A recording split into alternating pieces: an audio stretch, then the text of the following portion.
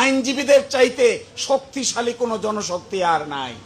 আপনি দেখেন একটা এক্সিকিউটিভ লোক এসে যখন একজন বিচারককে বদলি করে কার পক্ষে আদেশ দিবে, কার পক্ষে আদেশ দিবে না, কাকে জামিন দিবে, কাকে জামিন দিবে না, কোন রিভিশন অ্যাপ্লাই হবে, কোন রিভিশন অ্যাপ্লাই হবে না, একবার বেল দিলে যদি সুন্দরবন আর বান্দরবন বদলি হতে হয়, তাহলে আইন মন্ত্রণালয়ের করায়ত্ত থেকে বিচারকদের যদি রক্ষা করা না যায়, তাহলে বাংলাদেশের বিচার বিভাগের মাধ্যমে ন্যায় বিচার প্রতিষ্ঠা করা কোনোদিনই সম্ভব হবে না।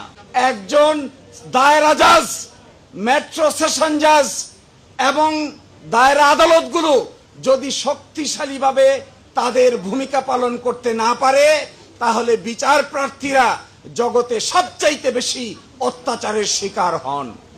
এই ঢাকার দায়রা আদালতের জেলা আদালত এবং মেট্রো সেশনস, এই আদালতগুলোতে সঠিকভাবে ফাংশন করার জন্য এই নির্বাচন ব্যবস্থার মধ্য দিয়ে সবুজ প্যানেলে যারা বিজয়ী হয়ে আসবেন, আমি মনে করি তারা শুধুমাত্র সভাপতি আর সেক্রেটারির ডেজিগনেশনেই থাকবেন না, তারা হবেন ন্যায় বিচার প্রতিষ্ঠার সবচাইতে গুরুত্বপূর্ণ ব্যক্তিত্ব।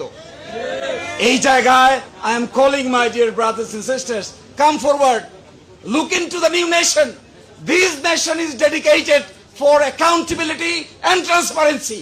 এই দেশে যদি অ্যাকাউন্টেবিলিটি, ট্রান্সপারেন্সি, জবাবদিহিতা তৈরি করতে হয়, তাহলে বাংলাদেশ লয়ার্স কাউন্সিল সহ আমরা যারা আছি ঐক্যবদ্ধ হয়েছি, আমরা যদি মাথা তুলে দাঁড়াই চিন্তার ক্ষেত্রে, লেখাপড়ার ক্ষেত্রে, নেতৃত্বের ক্ষেত্রে, তবেই বাংলাদেশ এক নতুন বাংলাদেশের সূচনা দেখতে পারে।